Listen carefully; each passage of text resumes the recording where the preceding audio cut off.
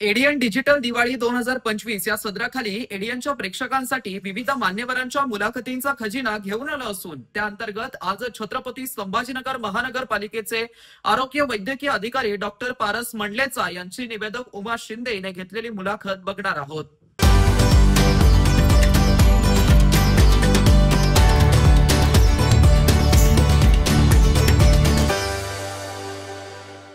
आणि सर्व मेडिसिन वगैरे आमच्याकडे उपलब्ध आहे।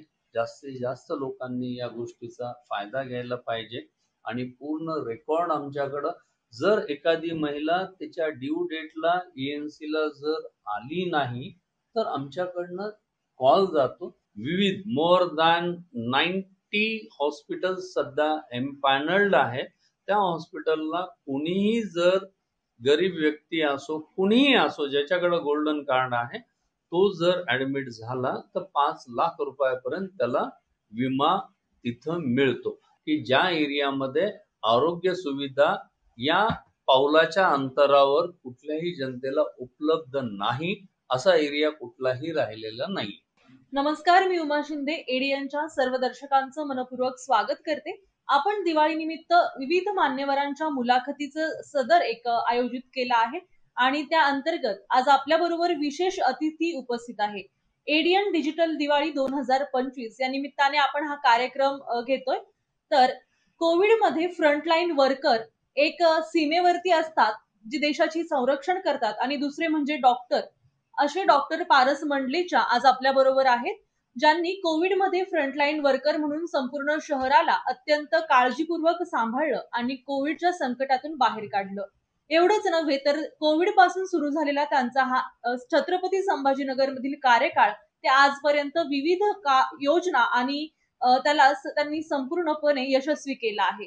तर सर सर्वप्रथम मी तुमचं एडियन मध्ये स्वागत करते आणि तुम्हाला दिवाळीच्या मनपूर्वक शुभेच्छा एडियनच्या वतीने देते। आपल्या परिवाराला पण महानगरपालिकेतर्फे दिवाळीच्या हार्दिक शुभेच्छा। धन्यवाद सर। सर आपण आपल्या मुलाखतीला सुरुवात करूयात आणि केंद्र शासनाची जी निक्षय मित्र आणि टीबी मुक्त भारत अभियान आहे तर ते संपूर्ण देशभरात सध्या राबवलं जातंय।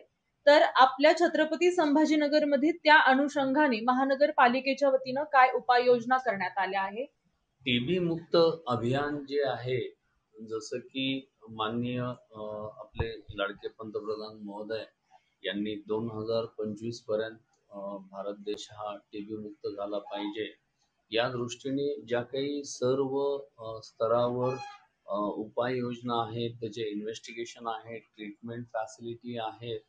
तर हे जे अभियान आहे या अभियानामध्ये मेन उद्देश जो आहे तो म्हणजे वनरेबल जे काही पॉप्युलेशन आहे त्या पॉप्युलेशनची फास्ट ट्रॅकवर आणि रॅपिडिटीनी आणि मोठ्या प्रमाणावर स्क्रीनिंग करणं आहे।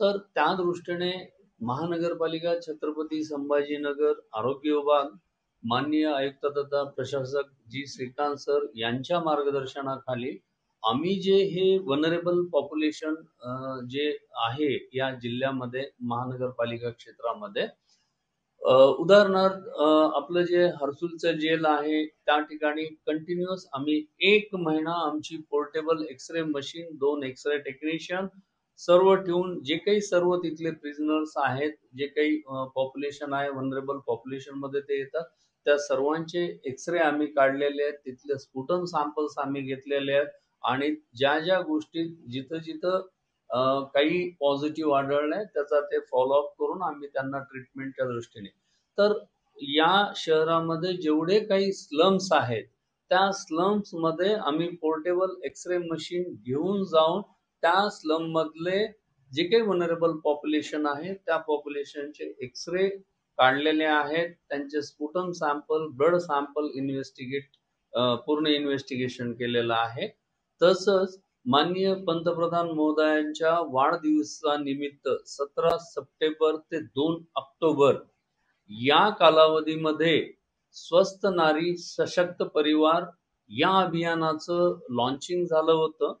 तर महानगरपालिकेतर्फे आपण पूर्ण महानगरपालिका क्षेत्रामध्ये 65च्या वर कॅम्प आम्ही पूर्ण अरेंज केलेले आहेत आणि सर्व कॅम्प मध्ये सर्व ठिकाणी जे काही ब्लड इन्व्हेस्टिगेशन आहेत, एखादी नारी जर सशक्त असेल तर तिचा परिवार हा स्वस्थ असेल नारी तर तिचा परिवार हा सशक्त राहू शकतो.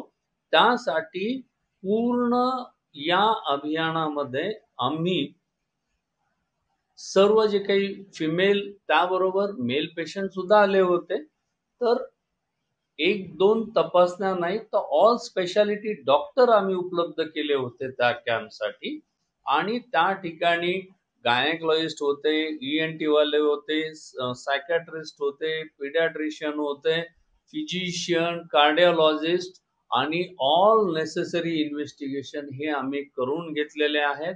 आणि ज्याच्यामध्ये ज्या काही आम्हाला फॉलोअप साठी ज्या काही हे आढळलेले आहेत त्या दृष्टीने कुणाला जर पुढे सर्जरी लागत असेल, कुणाला पुढे अजून जास्तीचे इन्व्हेस्टिगेशन लागत असतील, त्याची पूर्ण लाईन लिस्ट आम्ही मेंटेन केलेली आहे आणि ते सुद्धा आम्ही पुढे आता करत आहोत. जी सर, आपण मूळ विषयावरती येऊयात. जो आपला निक्षय मित्र ही स्कीम आहे, ही योजना आहे, तर त्या निक्षय मित्र योजनेमध्ये नेमका काय फायदा जनतेला होतो?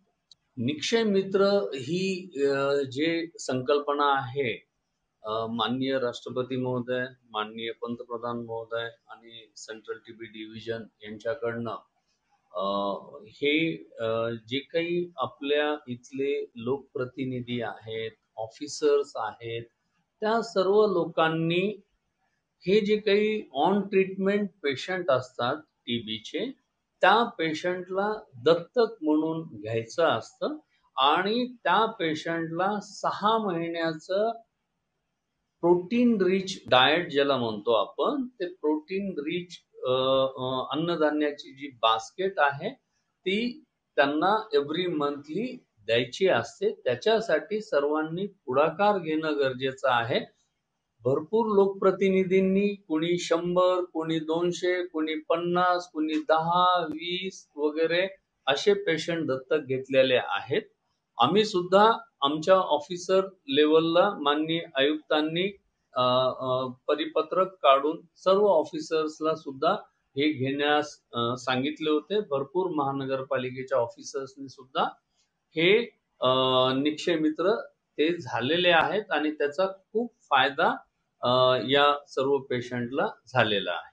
जी सर, आपण पाहतोय की शासनाकडनं सर्वसामान्य लोकांसाठी, जनतेसाठी विविध योजना राबवल्या जात आहेत, ज्यामध्ये त्यांचा उपचार मोफत केला जातो.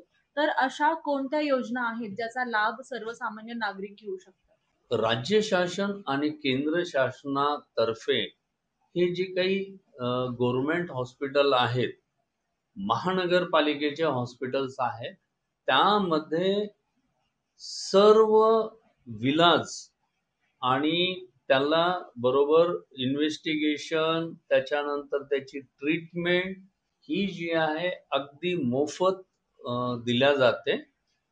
जसं की NCD म्हणजे नॉन कम्युनिकेबल डिसीजेसवर आता एक्सटेन्सिव्ह फोकस आहे आणि ती जे आहे ते आम्ही एवढ्या मोठ्या प्रमाणात राबवत आहोत की जेवढी काही महानगरपालिका क्षेत्रामध्ये जनसंख्या आहे त्या सर्व जनसंख्येचं स्क्रीनिंग आम्ही करतो आहोत. आणि त्याच्यामध्ये जे काही हायपरटेन्सिव्ह पेशंट आहे, जे काही डायबिटिक पेशंट आहेत, तर त्यांच्यासाठी आपण इथं मेडिसिन उपलब्ध करून दिलेलं आहे. आणि आम्ही पाहतो आहोत की जे काही पॉकेट एक्सपेन्सेस त्या पेशंटचा प्रायव्हेट फार्मसीवरनं मेडिसिन घेऊन जो काही पॉकेट एक्सपेन्स होत होता तो आता बंद झालेला आहे. याच्यासाठी की ते मेडिसिन आमच्याकडे अवेलेबल आहे आणि प्रत्येक महिन्याला आम्ही त्या पेशंट एकदा एनरोल झाला, हायपरटेन्सिव्ह एकदा पेशंट डायबिटिक एनरोल झाला तर त्याला प्रत्येक महिन्याचं मेडिसिन आम्ही त्यांना देत आहोत. आणि अशाच पद्धतीने महानगरपालिकेच्या वतीने आभा कार्ड आणि गोल्डन कार्ड ही एक संकल्पना आहे, ती नेमकी काय आहे? तर मागच्या 1 ते 1.5 वर्षापासून महानगरपालिका छत्रपती संभाजीनगर आरोग्य विभाग हे गोल्डन कार्ड, PMJY कार्ड काढण्यासाठी विविध स्तरावर विविध कॅम्प्स आतापर्यंत आम्ही भरपूर मोहिमा राबवलेल्या आहेत. रिसेंटली 2 दिवसापूर्वीची म्हणजे जी की आमची महिनाभर मोहीम राबवली आम्ही, ज्याच्यात की 57,000 कार्ड आम्ही PMJY कार्ड काढले.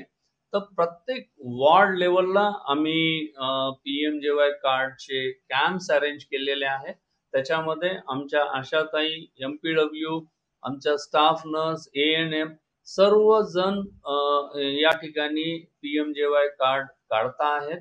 हे जे गोल्डन कार्ड आहे हे केंद्र शासनाच्या संकल्प म्हणजे केंद्र शासनाकडनं जो काही 5 लाख रुपयाचा विमा त्या फॅमिलीला कुठलाही रुग्ण जर आजारी पडला तर तो मिळू शकतो. त्याच्यासाठी आपल्या शहरातील विविध मोर दॅन 90 हॉस्पिटल्स सध्या एम्पॅनल्ड आहे. त्या हॉस्पिटलला कुणीही जर गरीब व्यक्ती असो, कुणीही असो, ज्याच्याकडे गोल्डन कार्ड आहे, तो जर ऍडमिट झाला तर 5 लाख रुपयापर्यंत त्याला विमा तिथं मिळतो. तर या अनुषंगाने मला सर्व जनतेला हे आवाहन करायचं आहे. आरोग्य विभाग डे टू डे आम्ही कॅम्प अरेंज करतोय. आम्ही सोसायटीमध्ये कॅम्प अरेंज करतोय. सोसायटीवाल्यांना आम्ही तिथं सांगतोय, सर्व सोसायटीवाल्यांना जमा करून तिथले आम्ही काढून देतोय. वॉर्डमध्ये कॅम्प अरेंज करतोय. आम्ही गव्हर्नमेंट ऑफिसेसला कॅम्प अरेंज करतोय. तसंच आता जे काही प्रायव्हेट हॉस्पिटल आहेत त्या प्रत्येक प्रायव्हेट हॉस्पिटलच्या ठिकाणी सुद्धा, जसं एक MIT हॉस्पिटलला आम्ही तिथं चालू केलंय, तिथल्या लोकांना आम्ही प्रशिक्षण दिलंय की कसं गोल्डन कार्ड काढायचं. तर प्रत्येक हॉस्पिटलच्या डाटा एंट्री ऑपरेटरला उद्या आम्ही इथं प्रशिक्षण ठेवलेलं आहे, त्यांना पत्र दिलेलं आहे. त्याचा मागचा उद्देश हा आहे की प्रत्येक ठिकाणी गोल्डन कार्ड नॉट नेसेसरी की आरोग्याची टीमच जाऊन काढेल, तर त्यांच्या लेवलला त्यांनी त्यांच्या पूर्ण स्टाफचे, त्यांच्याकडे येणारे सर्व पेशंटचे नातेवाईक यांचं त्यांनी गोल्डन कार्ड तिथल्या तिथं जनरेट करायला पाहिजे. त्या कारणाने पूर्ण जनतेला ही जी योजना आहे या योजनेचा जास्तीत जास्त लाभ मिळेल. त्याचप्रमाणे आभा कार्ड आहे. आभा कार्ड सुद्धा म्हणजे आम्ही मागच्या 1.5 वर्षापासून आभा कार्ड जनरेट करायचे विविध कॅम्प लावलेले आहेत. पण आता जे आम्ही करतोय तर ते थोडं वेगळं असं आहे की आम्ही एक्सटेन्सिव्ह लेवलचं सर्व लोकांचं प्रशिक्षण घेतलं आणि त्यामध्ये आरोग्य विभागातल्या शिपायापासून ते ऑफिसर पर्यंत सर्वांना आम्ही ट्रेनिंग दिली आहे. हाऊ टू क्रिएट आभा card, how to create PMJY card. तर आमच्या इथला ऑफिसर, आमच्या इथला एम्प्लॉई, तो ड्युटीवर असो, त्याच्या घरी असो, त्याच्या एरिया गल्लीत असो, जिथं कुठं असेल, त्यांनी त्याच्या ओळखीचे, त्याच्या शेजाऱ्या पाजाऱ्याचे जे काही आहेत लोक, त्यांचं ते आभा कार्ड बनवतायत, त्यांचं ते PMJY कार्ड बनवतायत. एका दिवसामध्ये 8 ते 9 हजार आभा कार्ड आम्ही एका दिवसामध्ये सध्या बनवत आहोत. दिस इज द म्हणजे सर्वांना आम्ही सामावून ह्याच्यामध्ये घेतलं आहे आणि सर्व जनतेला माझी कळकळीची विनंती आहे, ही जबाबदारी एकट्या आरोग्य विभागाची नाहीये, तर ही जबाबदारी प्रत्येकाची आहे. आपण जिथं राहतो स्वतःच आपलं व्हायला पाहिजे, माझ्या शेजाऱ्या पाजाऱ्यांचं व्हायला पाहिजे, माझ्या फॅमिलीचं व्हायला पाहिजे आणि प्रत्येकाला काढता यायला पाहिजे. या दृष्टीने आम्ही हे सर्वांना प्रशिक्षण देऊन एक्सटेन्सिव्ह मुवमेंट करून मॅक्झिमम कार्ड बनवण्याच्या दृष्टीने आरोग्य विभाग सध्या काम करत आहे. जी नक्कीच सर, आपण पाहतोय की सध्या तंत्रज्ञान ही वेगाने विकसित होत आहे. तर आपल्या महानगरपालिकेच्या आरोग्य व्यवस्थेमध्ये तंत्रज्ञानाचा काय उपयोग नवीन करून घेण्यात येत आहे? जसं की आर्टिफिशियल इंटेलिजन्स सध्या वाढत आहे, कृत्रिम प्रज्ञेचा वापर केला जातोय. तर मग त्याचा आणि याचा कसा साम्य इथे विकसित करण्यात येईल? तुम्हाला काही येस, आयडिया? डेफिनेटली. ज्याप्रमाणे तंत्रज्ञान वाढतंय, आम्ही आरोग्य विभागामध्ये इमिजिएटली ते तंत्रज्ञान आमच्या आरोग्य विभागामध्ये कशा पद्धतीने युटिलाइज करून आरोग्य सुविधा देता येतील या दृष्टीने आम्ही त्याचं पूर्ण युटिलायझेशन करतो. फॉर एक्झाम्पल, जसं की IDSP पोर्टल आहे आमच्याकडे, at the end of day 5 वाजता संध्याकाळी आम्हाला आमच्याकडे पूर्ण ॲनालिसिस असतं की कुठल्या आरोग्य केंद्रामध्ये किती पेशंट आलेले आहेत, त्याच्यामध्ये कुठल्या एज ग्रुपचे आहेत, कुठल्या आजाराचे जास्त पेशंट आलेले आहेत, आणि त्या ॲनालिसिस नुसार आम्हाला इमिजिएट कळतं की मागच्या 2 दिवसापासून सपोज फीवर विथ चिल्सचे एका एरियामधून जास्त पेशंट येऊ लागलेले आहेत. तर आम्हाला क्लिक होतं की या एरियामध्ये कुठंतरी हा इन्फेक्टिव्ह सोर्स आहे, त्या ठिकाणी इपिडेमिक इमर्ज होणार आहे, तर प्रिव्हेंटिव्ह मेजर्स त्या ठिकाणी आपल्याला घेता येतात. त्याप्रमाणेच AI बेस्ड ECG मशीन आमच्याकडे आहे. AI बेस्ड जे काही एक्सरे, पोर्टेबल एक्सरे तुम्हाला मी सांगितले की जिथं की अगोदर एक्सरे काढल्यानंतर साधारणतः 3 तास लागायचे त्याचा रिपोर्ट मिळायला, पण आम्ही हे कॅम्पमध्ये का करू शकतोय की त्या ठिकाणी AI बेस्ड आमच्याकडे एक्सरे मशीन आहे. एक्सरे शूट केला की एक 10 मिनिटात आम्हाला रिपोर्ट कळतो की या एक्सरे मध्ये काही पॉझिटिव्ह आहे का नॉर्मल एक्सरे आहे. ECG सुद्धा तर हे सर्व तंत्रज्ञान आम्ही याच्यामध्ये वापरत आहोत, आणि इथं ऑफिसवरनं सर्व हेल्थ सेंटर मॉनिटर करण्यासाठी सुद्धा आम्हाला हे तंत्रज्ञान कामाला येत आहे. जी नक्कीच. सर, शेवटी जाता जाता छत्रपती संभाजीनगर वासियांसाठी आणि संपूर्ण जनतेसाठी तुम्ही दिवाळीच्या काय शुभेच्छा देऊ इच्छिता, आणि सणासुदीचा काळ आहे तर जनतेला काय आवाहन करू इच्छिता तुम्ही? छत्रपती संभाजीनगरच्या सर्व जनतेला या येणाऱ्या दिवाळी सणानिमित्त मी हार्दिक शुभेच्छा देतो, आणि त्याबरोबरच प्रिकॉशन, सर्व गोष्टीची काळजी, एक्सेसिव्ह गर्दी करणे किंवा हे जे काही फटाके वगैरे यूज करतायत तर ते मुलांकडे वगैरे सर्वांनी लक्ष देणं गरजेचं आहे. अननेसेसरी काही मिसहॅप होऊ नये ह्याच्यासाठी सर्वांनी अलर्ट राहणं गरजेचं आहे. आणि सर्व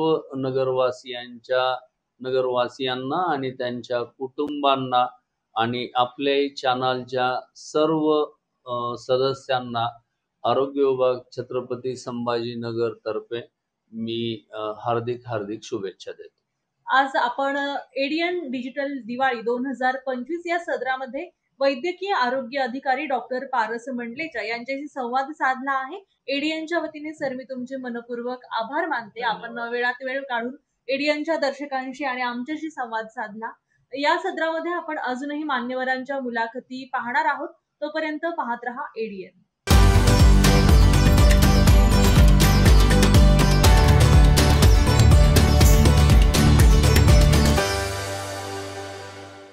शहरवासियांना एक सुवर्ण संधी. तुम्ही एखादा व्यवसाय करताय का?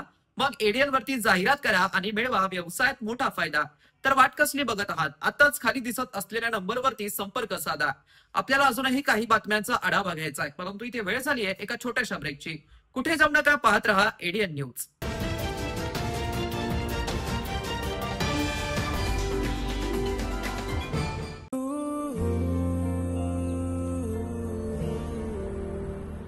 हाय, इथे शिफ्ट होतेस?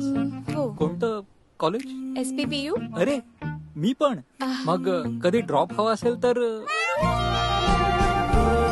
मम्मी आणि तुझी प्रोफेसर सुद्धा. प्रोफेसर?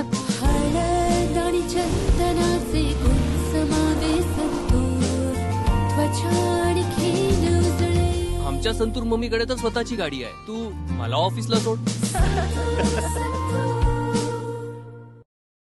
बाळा, ती चंदन लेपाने बनलेली संतूर अगरबत्ती लाव बरं. तुमच्या भक्ती इतकी शुद्ध, अस्सल चंदन लेपाने बनलेली संतूर अगरबत्ती.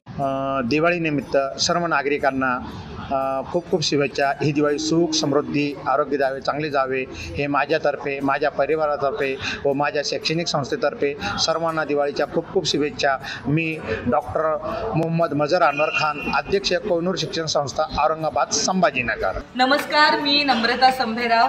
एडीएनच्या सर्व रसिक प्रेक्षकांना दिवाळीच्या माझ्याकडनं, माझ्या संपूर्ण परिवाराकडनं मनापासून शुभेच्छा. दिवाळी छान मजेत घालवा आणि हसत राहा. आयुष्य सुंदर आहे. थँक्यू. नमस्कार, मी प्रसाद खांडेकर. एडीएनच्या सर्व रसिक प्रेक्षकांना दिवाळीच्या खूप खूप खूप शुभेच्छा. हॅपी दिवाळी. हाय, नमस्कार, हॅप्पी दिवाळी. आणि दिवाळीच्या निमित्तानं छत्रपती संभाजीनगरच्या सर्व रहिवाशांना माझ्याकडनं हार्दिक हार्दिक शुभेच्छा. हॅपी दिवाळी. हाय, नमस्कार. आपल्या सगळ्यांना दिवाळीच्या खूप साऱ्या शुभेच्छा. संभाजीनगरमध्ये जे आमचे लाडके प्रेक्षक आहेत त्या सर्वांना दीपावलीच्या खूप साऱ्या शुभेच्छा. नमस्कार, मी प्रवीण पवार, पोलीस आयुक्त, छत्रपती संभाजीनगर. दिवाळीच्या छत्रपती संभाजीनगरच्या सर्व नागरिकांना खूप खूप मनापासून शुभेच्छा. ही दिवाळी आपल्याला आनंदाची, भरभराटी, सुखाची, समृद्धीची आणि आपल्या आयुष्यातील सर्व स्वप्न पूर्ण करारी जाओ. आपण दिवाळीमध्ये काळजी घ्या स्वतःची, आपल्या कुटुंबाची आणि आपल्या सर्व आजूबाजूच्या लोकांची. पुन्हा एकदा आपल्याला आणि आपल्या कुटुंबियांना दिवाळीच्या खूप खूप शुभेच्छा. धन्यवाद.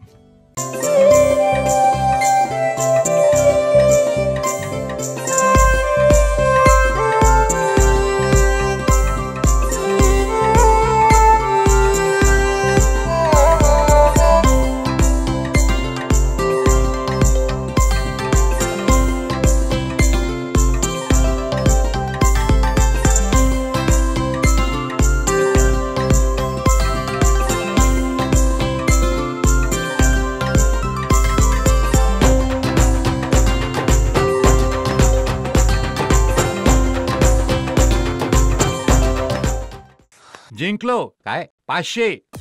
लाईव्ह स्कीम अपडेट आहे, केवळ 2500. तुम्ही सगळ्या मित्रांना हरवू शकता नेहमी. दाखव जरा. हे तर पक्के फ्रॉड आहे. हा गेम याचे सगळे मित्र खेळतात. 143K डाउनलोड आहे. हा कुठे फेमस आहे? भाऊ मला घेऊन द्या ना. अशा गेम पासून दूर राहा. ही एक नशा आहे. आज 2500ची आहे, उद्या 25,000ची लागेल. असेच तर फ्रॉडच्या जाळ्यात फसवतात. पण खरा गेम काही वेगळाच आहे. पैसे पण घेतील आणि कदाचित तुमच्या फोनचा एक्सेस पण. आणि मग तुम्हाला ब्लॅकमेल करतील. स्कॅमरच्या जुन्या पुराण्या पद्धतीमध्ये अडकून करू नका कोणतेही transaction. India, stop, think and then take action.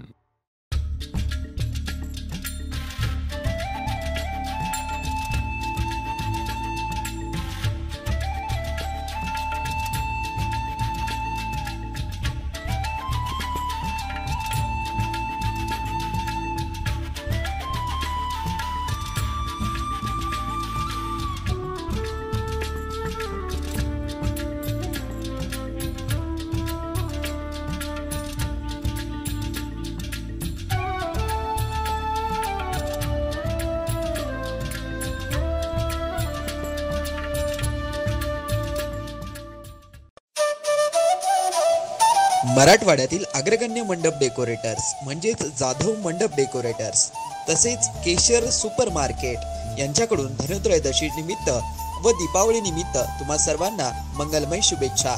शुभेच्छुक Shri Rakhmaji Jadhav, केशर प्रतिष्ठान.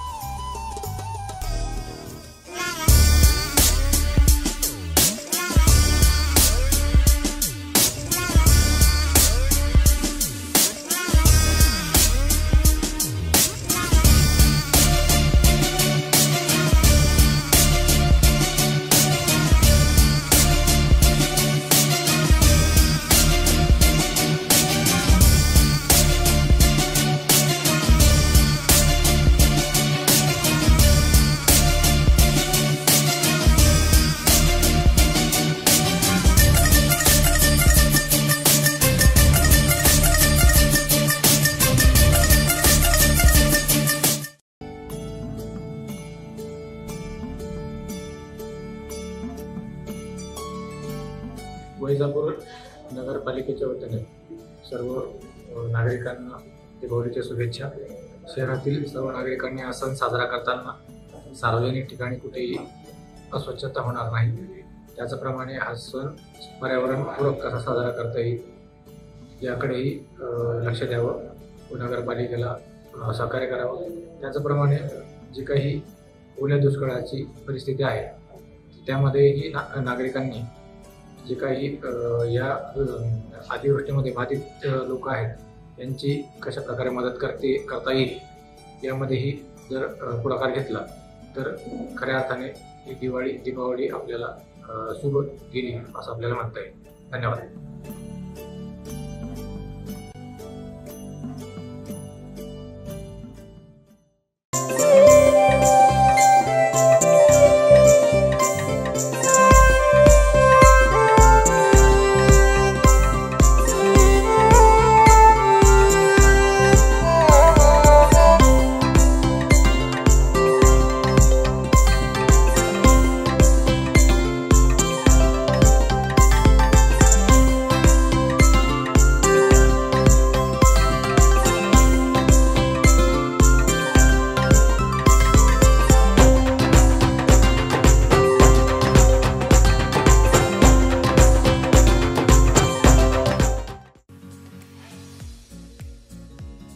आपण मुळव्यात, फिशर, भगंदर किंवा पायलोनोडल सायनसच्या त्रासाने त्रस्त आहात का? शौचा वाटे होणारा रक्तस्राव किंवा बऱ्या न होणाऱ्या जखमांमुळे हैराण झाला आहात का? आता ऑपरेशनची भीती आणि वेदनादायी त्रासाला म्हणा कायमचा निरोप. छत्रपती संभाजीनगर येथील सुप्रसिद्ध एम्स हॉस्पिटलमध्ये कन्सल्टंट लेझर आणि laparoscopic surgeon doctor Virendra Jaiswal घेऊन आले आहेत अत्याधुनिक लेझर उपचार. निओव्ही 1470 या प्रगत लेझर तंत्रज्ञानामुळे आता शक्य आहे विना कापाकापी आणि विना टाके उपचार. रक्तस्राव नाही आणि वेदनाही अगदी कमी. उपचारानंतर काही तासातच घरी परतण्याची सोय आणि आजार पुन्हा होण्याचा धोकाच नाही. मुळव्यात, फिशर, व्हेरिकोज व्हेन्स अशा अनेक आजारांवरती खात्रीशीर उपचार, तेही आता सवलतीच्या दरात. मग आता त्रास सहन करत बसू नका. आजच फोन करा आणि निश्चिंत व्हा. पत्ता AIIMS hospital, plot number 20, N11 CIDCO, Jalgaon road, Jadhavwadi सिग्नलजवळ, छत्रपती संभाजीनगर. संपर्क 93 70 59 09 73.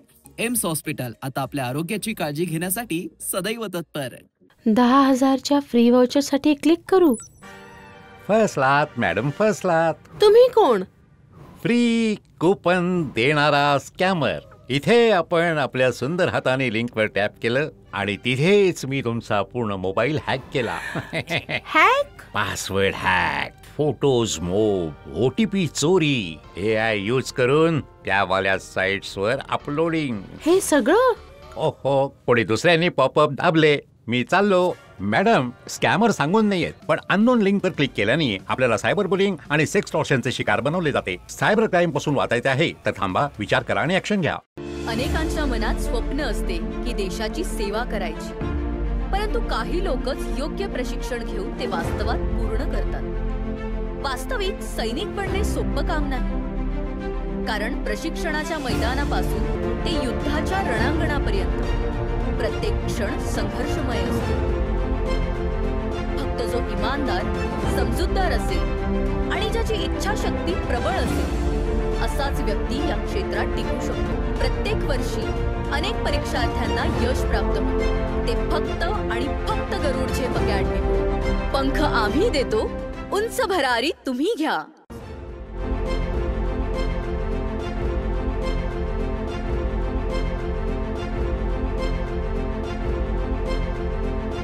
शिक्षण असो किंवा नोकरी, कुठल्याही कामानिमित्त छत्रपती संभाजीनगर येथे येत असाल तर तुमच्या घरगुती जेवणाची चिंता आता मिटली.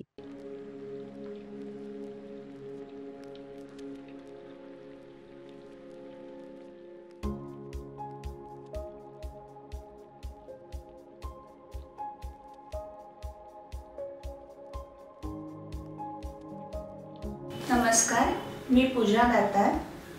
मी रुचिरा स्वयंपाकघर सुरू करून 15 वर्ष झाली. सुरुवातीला रुचिरा स्वयंपाकघर सुरू करताना माझी आवड म्हणून सुरू केलं, पण त्याचं व्यवसायात हळूहळू रूपांतर झालं. रुचिरा स्वयंपाकघर हे स्वतःच्या जागेत 2009 पासून संभाजीनगर खडकेश्वर येथे सुरू आहे. तेथून मला अनेक साऱ्या ऑर्डर्स मिळत गेल्या. एका मोठ्या शाळेचं मला कॉन्ट्रॅक्ट मिळालं होतं. मी रोज 2200 लोकांना जेवण देत होते 5.5 वर्ष. नंतर मी पूर्ण कॉन्सन्ट्रेशन रुचिरा स्वयंपाकघर खडकेश्वर येथे केलं. तेथील फीडबॅक म्हणाल तर सगळी मेडिकलची मुलं जे घरापासून दूर राहतात त्या लोकांना आपल्या घरासारखं जेवण रुचिरामध्ये मिळतं असं प्रत्येकजण आनंदाने सांगत असतो मला. आणि मी तर म्हणते की तुम्ही ते पे करून जेवता, पण ते म्हणतात की नाही, पे हा भाग वेगळा आहे, पण आमच्या शुभेच्छा आणि सदिच्छा जास्त महत्त्वाच्या आहेत. तसंच रुचिरा स्वयंपाकघरात आपण आपल्या घरच्यासारखं अन्नधान्य निवडून, भाज्या निवडून, अतिशय स्वच्छता राखून स्वयंपाक करतो. स्वयंपाकात घरगुती मसाले 80% वापरले जातात. माझा कटाक्ष क्वालिटी मेंटेन करण्यावर असतो, त्यामुळे मी किराणा जास्तीत जास्त चांगल्या क्वालिटीचा आणते. तसंच भाजीपाला जाधव मंडईतून आणते, त्यामुळे ताजा स्वच्छ भाजीपाला मिळतो. त्यामुळे आपल्या स्वयंपाकाची चवही उत्तम राखता येते आणि आरोग्यपूर्ण स्वयंपाक होतो. घरगुती जेवणाच्या चवीसाठी एकदा अवश्य भेट द्या रुचिरा स्वयंपाकघर येथे. मस्त मास्क पहना रे तूने. Thank you sir. वो जान बचाने के लिए पहनना पड़ता है ना सर. रेडीमेड है या टेलर मेड है? ऑनलाइन ऑर्डर किया है सर. एक और है ना सर. देना. बहुत मस्त लगे आपको. ये ना सर. सर ना भाई, जान बचाने के लिए बाइक चलाते वक्त सिर्फ खोपड़े पे मास्क पहनेगा तो खोपड़े को कौन बचाएगा? समझ गया सर. हेलमेट ऑनलाइन ऑर्डर कर, वरना हमेशा के लिए ऑफलाइन हो सकता है. Okay sir. ये ले सलाम. ये भी ऑनलाइन भर दे. हेलमेट पहने, ट्रैफिक नियमों का पालन करे, जिंदगी के सफर को सुरक्षित रखे.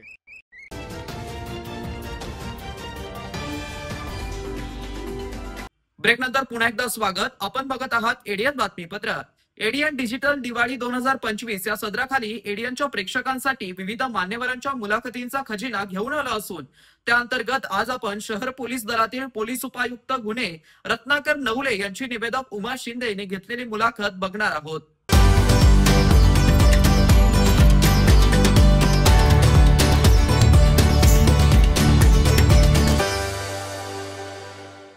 नमस्कार, मी प्रवीण पवार, पोलीस आयुक्त छत्रपती संभाजीनगर. दिवाळीच्या छत्रपती संभाजीनगरच्या सर्व नागरिकांना खूप खूप मनापासून शुभेच्छा. ही दिवाळी आपल्याला आनंदाची, भरभराटी, सुखाची, समृद्धीची आणि आपल्या आयुष्यातील सर्व स्वप्न पूर्ण करारी जाओ. आपण दिवाळीमध्ये काळजी घ्या स्वतःची, आपल्या कुटुंबाची आणि आपल्या सर्व आजूबाजूच्या लोकांची. पुन्हा एकदा आपल्याला आणि आपल्या कुटुंबियांना दिवाळीच्या खूप खूप शुभेच्छा. धन्यवाद.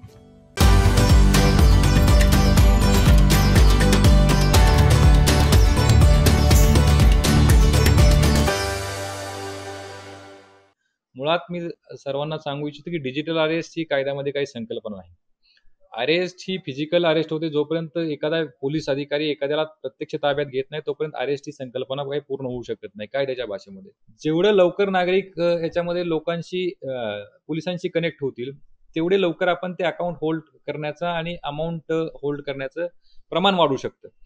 मुळामध्ये कुठल्याही व्यक्तीशी मैत्री करत असताना किंवा कुठल्याही व्यक्तीचे फ्रेंड रिक्वेस्ट ऍक्सेप्ट करत असताना आपण व्हेरीफाय केलं पाहिजे. 5-6 वर्षाचा जर आपण डेटा बघितला तर या वर्षी आतापर्यंत शहर पोलिसांनी एकूण 254 NDPS कायद्यान्वये केसेस दाखल केलेल्या आहेत. त्याच्यामध्ये 382 आरोपी आपण निष्पन्न करून अटक करण्यात आलेले आहेत आणि याच्यामध्ये जवळजवळ 2.5 कोटीच्या आसपासचा मुद्देमाल जप्त करण्यात आलेला आहे. नमस्कार, मी उमा शिंदे एडियनच्या सर्व दर्शकांचं स्वागत करते.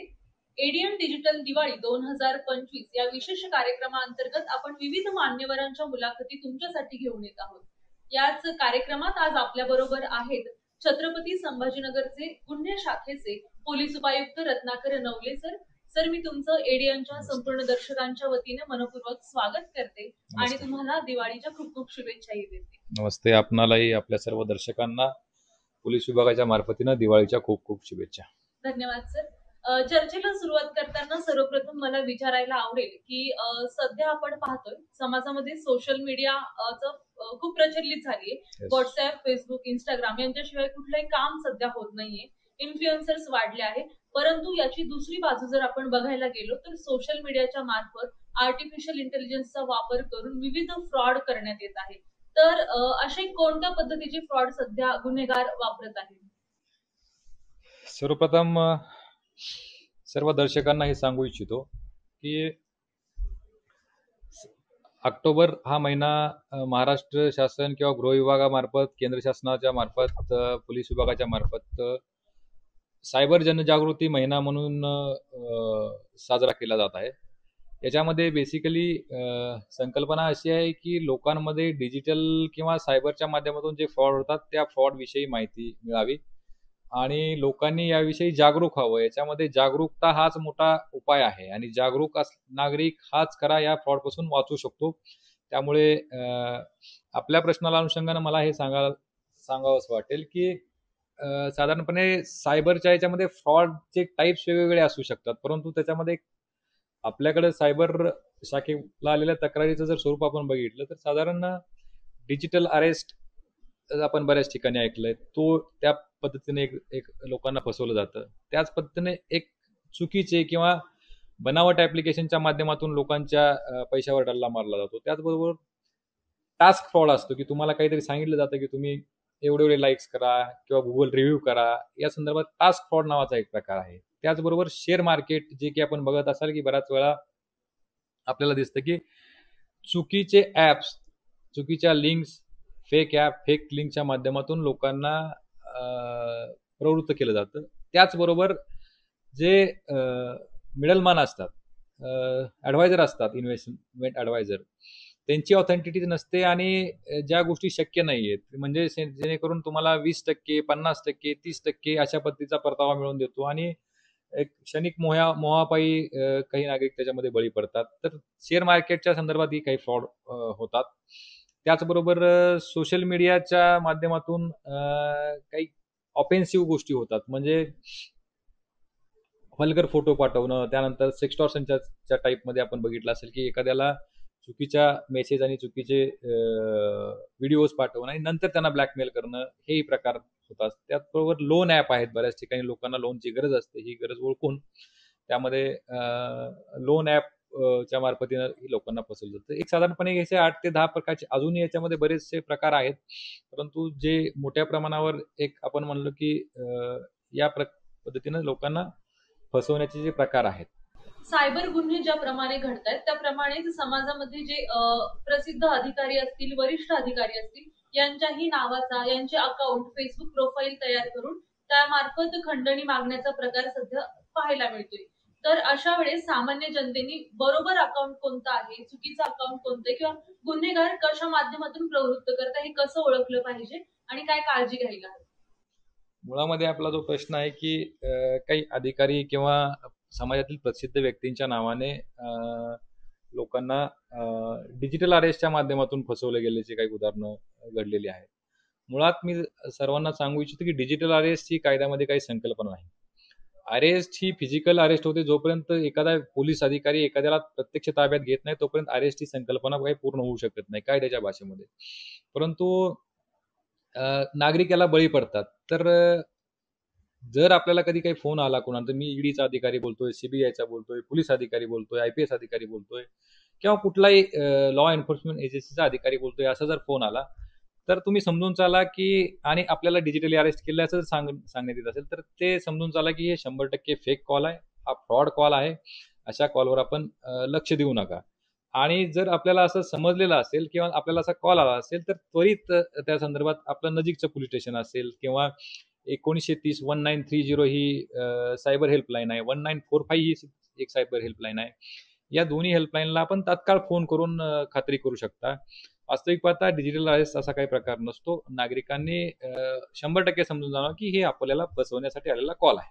या अनुषंगानं छत्रपती संभाजीनगर सायबर सिक्युरिटी सेलच्या वतीनं काय तयारी करण्यात आली जेणेकरून नागरिकांची फसवणूक होणार नाही आणि झाली तरी त्यांना तात्काळ मदत मिळू शकते?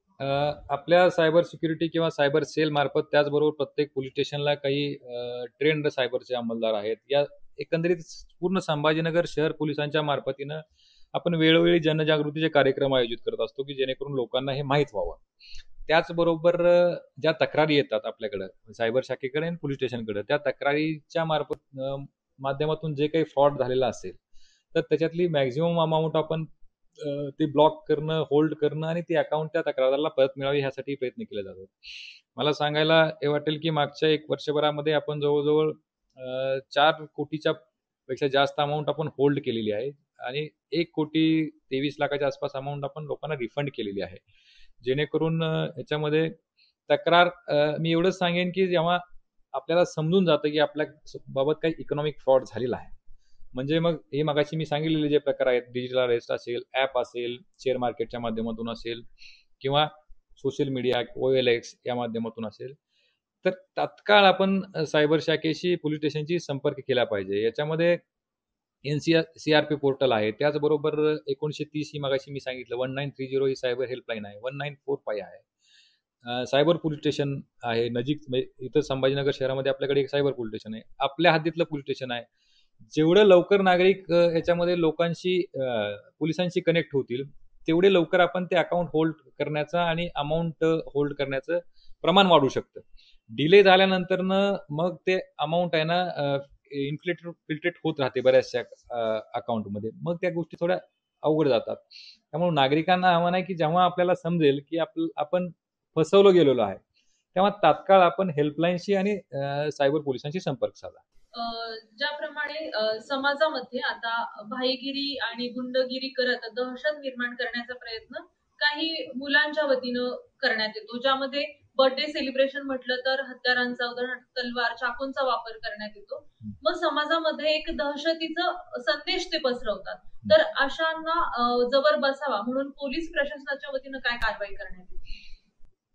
पहिलं तर मी सांगू इच्छितो की रेकॉर्डवरचे जे गुन्हेगार आहेत, म्हणजे ते सोशल मीडियाच्या माध्यमातून गुन्हे करणारे असो या फिजिकल गुन्हे करणारे असो द्या, पोलीस प्रशासनामार्फत प्रभावी प्रतिबंधक कारवाई करण्यात येत असते. त्याच्यामध्ये MPDA, MCOC सारखे गुन्हे आपण दाखल करतो आणि त्याच्यामध्ये त्यांच्यावर स्थानबद्धतेची किंवा प्रतिबंधक कारवाई आपण करत असतो.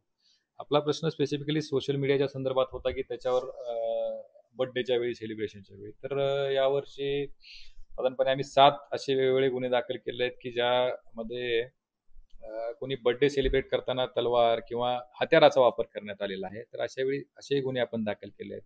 आणि सायबर सेल जो आहे शहर पोलिसांचा, तो सतत म्हणजे सक्रियपणे आम्ही वॉच करत असतो की सोशल वर्ल्डमध्ये, सोशल मीडियाच्या वर्ल्डमध्ये काय चाललेलं आहे. आणि असे जर व्हिडिओ किंवा अशा प्रकारच्या गोष्टी जर निदर्शनास आल्या तर आम्ही तात्काळ सुमोटो दखल घेऊन याच्यामध्ये कारवाई करत असतो.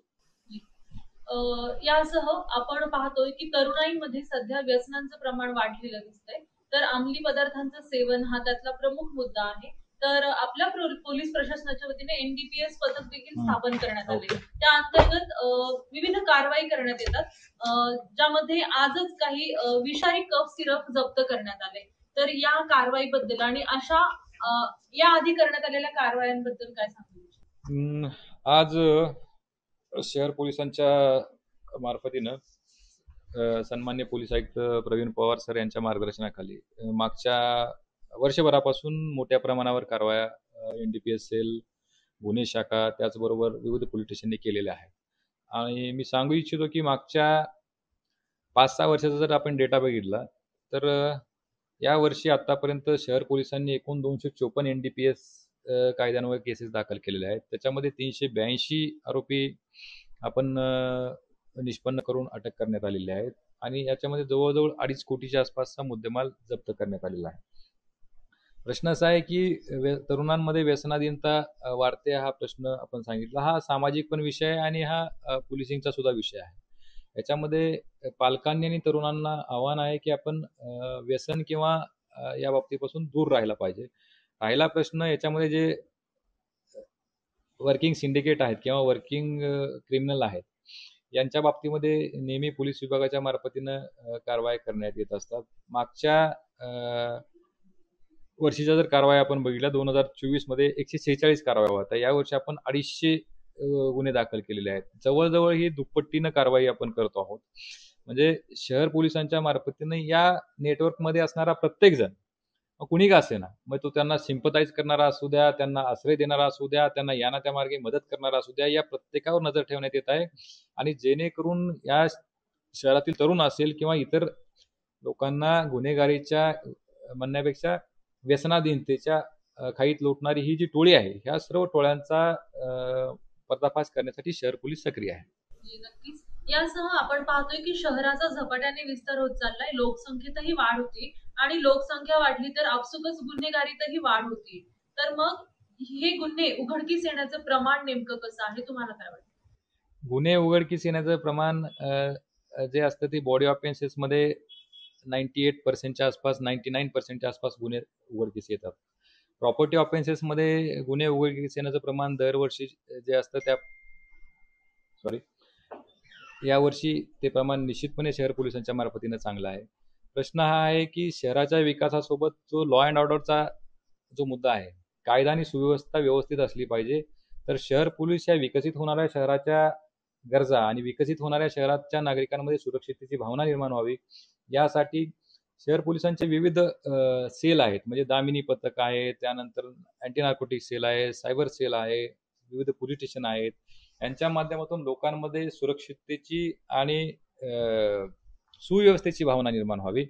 वाहतूक विभाग आहे, लोकांना या सर्व विभागाच्या माध्यमातून अधिक चांगल्या सेवा देता याव्या आणि विकसित होणाऱ्या शहरासाठीचे जे बेसिक पोलिसिंग आहे आणि बेसिक जी लॉ अँड ऑर्डरची व्यवस्था ही चांगली राहावी या दृष्टीने शहर पोलिसांच्या मार्फत निश्चितपणे प्रयत्न करण्यात येत. नक्कीच या चर्चेच्या शेवटी एडियनच्या दर्शकांना आणि संपूर्ण छत्रपती संभाजीनगर शहरवासियांना तुम्ही दिवाळीच्या नेमक्या काय शुभेच्छा देऊ इच्छिता आणि काय आवाहन करू इच्छिता? नमस्कार, मी संपूर्ण शहर पोलीस दलाच्या वतीनं आणि माझ्या व्यक्तिगतरित्या एडियनचे जे आपले सर्व दर्शक आहेत या सर्वांना दिवाळीच्या खूप खूप शुभेच्छा देतो. आपली सर्वांची दिवाळी आरोग्यदायी, आनंदाची आणि समृद्धीची व्हावी. आपल्या पूर्ण परिवाराला, आपल्या सर्वांना पुन्हा एकदा दिवाळीच्या शुभेच्छा. थँक्यू. जय हिंद, जय महाराष्ट्र. एडियन डिजिटल दिवाळी 2025 अंतर्गत आज आपण पोलीस उपायुक्त गुन्हे शाखा छत्रपती संभाजीनगर येथील रत्नाकर नवले सरांशी संवाद साधला. सर, आपण आपला अमूल्य वेळ एडियनसाठी दिला त्यासाठी मी आपले मनपूर्वक आभार मानते आणि पुनश्च एकदा आपल्याला दिवाळीला शुभेच्छा देते. या सदरात आपण अजूनही मान्यवरांच्या मुलाखती तुमच्यासाठी घेऊन येणार आहोत. तोपर्यंत पाहत रहा एडियन.